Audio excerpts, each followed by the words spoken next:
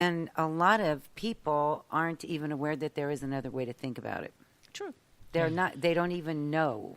Right. Well, they know at an emotional level, because their emotions are telling them, I don't feel good.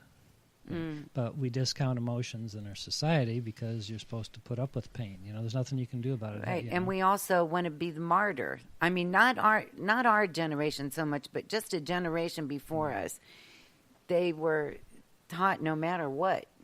Sure. No matter what, you stay in that relationship. Yeah, Well, that's the way I was. Yeah. I watched my parents be that way, and I really stayed in my first marriage for 20 years because of that belief system that I was raised in. You stay married forever for the kids, was what I heard. Right. And we had 4 children, and they ranged, I had them every 4 years, so they were all spread out. And for sure, I was going to be in that marriage forever, so I thought till the kids were grown.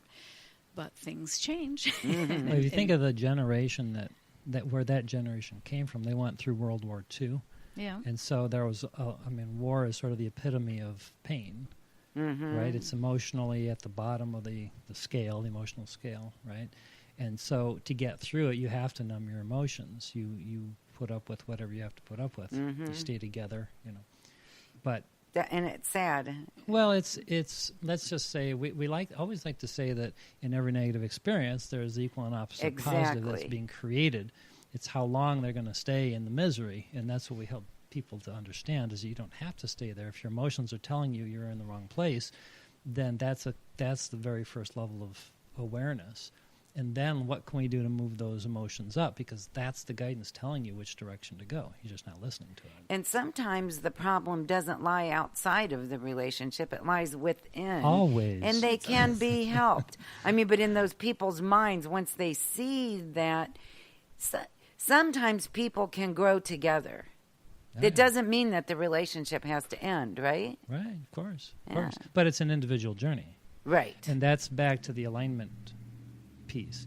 All you can do is find harmony with yourself. Right. And if you sacrifice that to any degree, then you're going to resent the other person. And resentment is bad. It's definitely a low-frequency vibration, which it makes you sick. Yeah.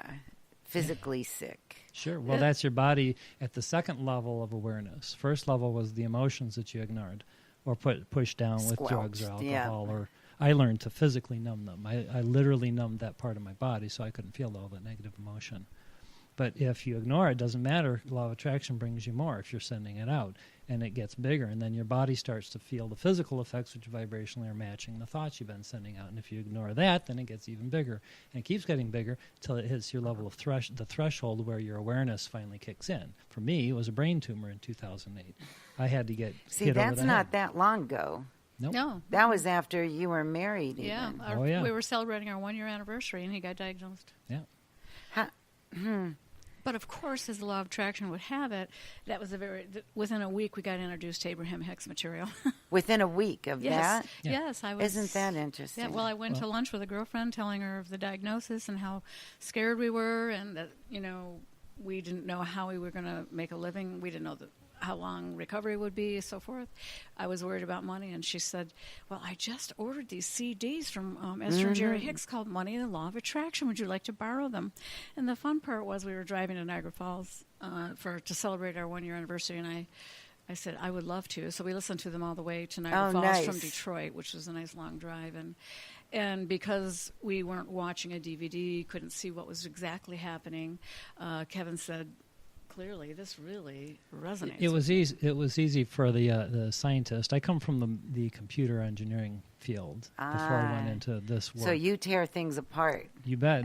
Yeah, and you're not going to pull the wool over my eyes if there's somebody sure. behind the curtain, running levers or whatever. I was looking behind the curtain. I was afraid so I went back there. What was going on? Yeah.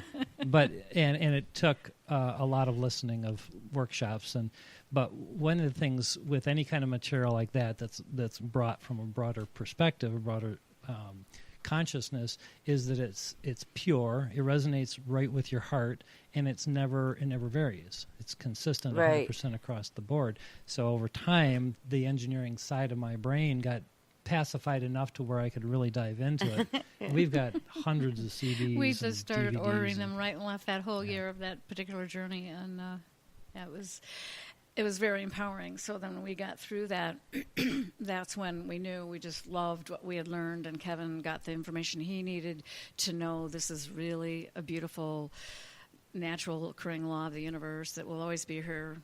It has been here and always will be. So we knew we wanted to share it with others because it helped us so much in so many different ways. Me with relationships, and us together knowing how it all works. It's been amazing and beautiful. And also with the health and even with business. I mean, it's just, of course, it works in every area of life. The law of attraction is powerful. And whether you know it or not. Yeah, it's always working. It's just like gravity. Mm-hmm. It doesn't care if you step off the cliff. Right. Down you go. Down you go. That's right. It's not like in cartoons where you stay up there for a couple. I haven't found out how to do it if it is. So it's funny.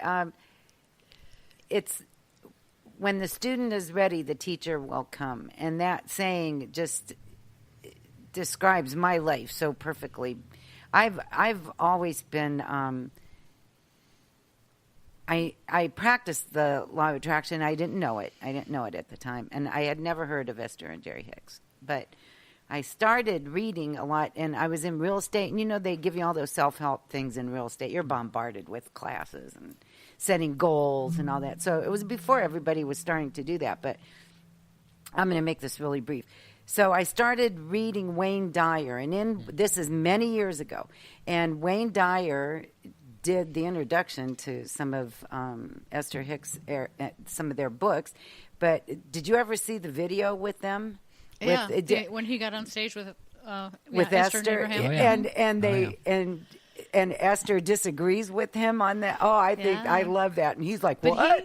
He handled it very well. He did. So I bought these books because he mentions Abraham in a couple of his books, and I bought these books, but I never read them, and I forgot about them, and because I had a lot of books, and I moved up here, and many years passed, and I was reading Wayne Dyer again, and he mentioned them again, and I thought,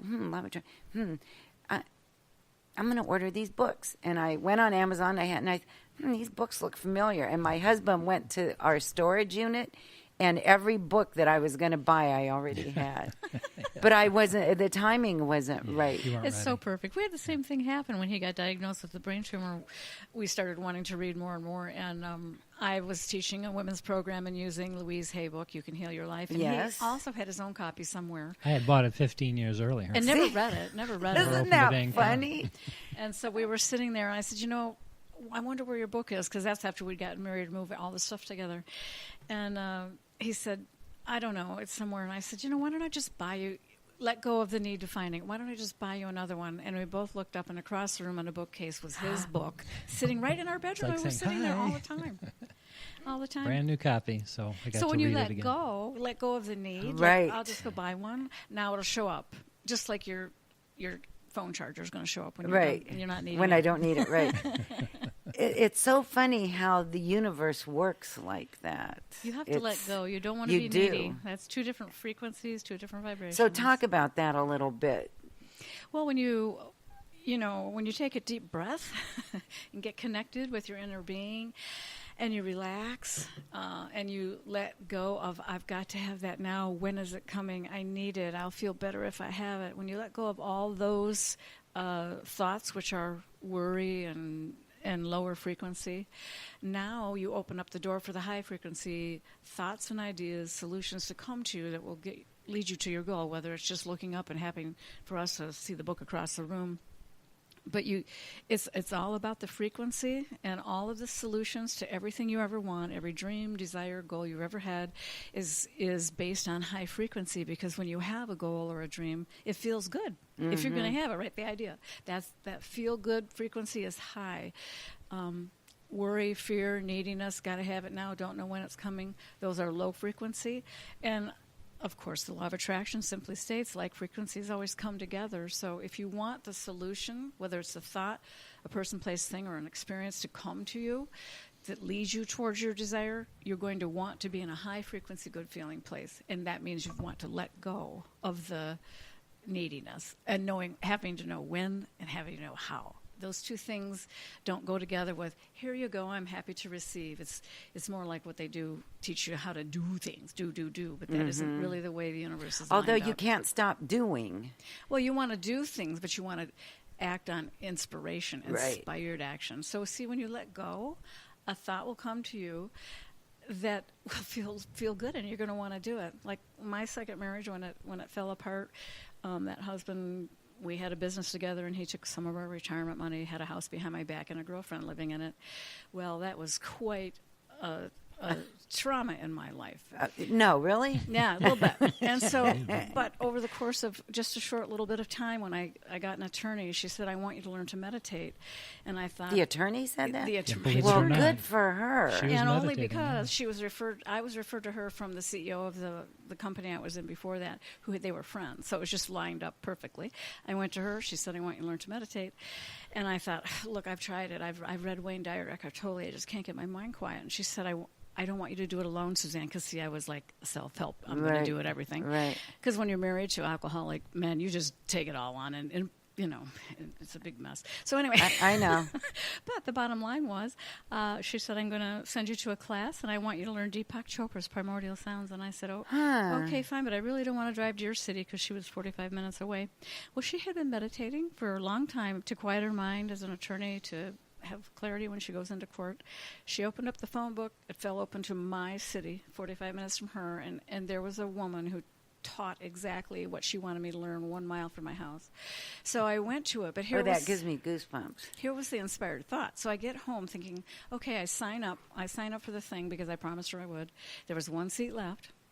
Everything else was filled.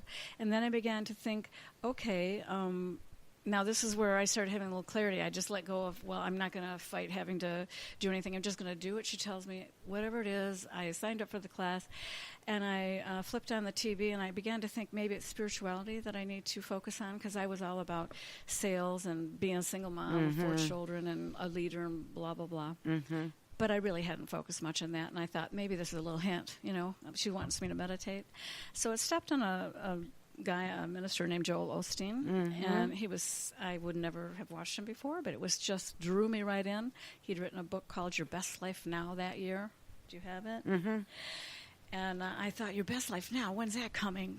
Damn it, I want that book. So I ordered it, I read it, and I became so empowered while I was waiting for that the meditation class, because it was the first time in my life that I actually had the feeling of faith and hope. Because in the book, there's so many true life stories of people who come from misery and become happy, and I thought, oh, maybe I can do it. And it was the turning point where I had a little relief. Maybe there's going to be hope for me. And then I thought, if I ever have another man in my life, I want him to be spiritual. I want to talk about this unknown faith thing, because I really hadn't ever talked about it with anyone. And so I got done with the book. I felt a little bit stronger. I went to the meditation class, and of course, that's where I met Kevin. Just that fast. Yeah, very first. But I wasn't looking at him because I was hating men at the time. Right. And my vibration was really low. I was just beginning this horrible divorce with this man with a double life. And so the universe will keep offering you the little gift that we didn't know we were going to have if you keep open to, I just want to feel better. I want to feel better. And so I did want to feel better, and I knew I hadn't really figured out this meditation part. So the teacher said to me, Suzanne, whoever goes through our course, we meditate once every couple months. You can come at no charge and just keep practicing. I said, that would be good. I don't think I can keep my mind quiet. And so as the universe has it, Kevin started coming too, and we became spiritual friends for the whole year of my divorce, which is exactly what I asked for before I went to the meditation class. So when you have a thought that feels good, if I ever have another man, I want him to be spiritual. Even if you don't believe it, but it felt good when I said it. It's a good feeling thought. It wasn't a fake one. You let it go, and don't worry how it's going to line up. And I had let it go.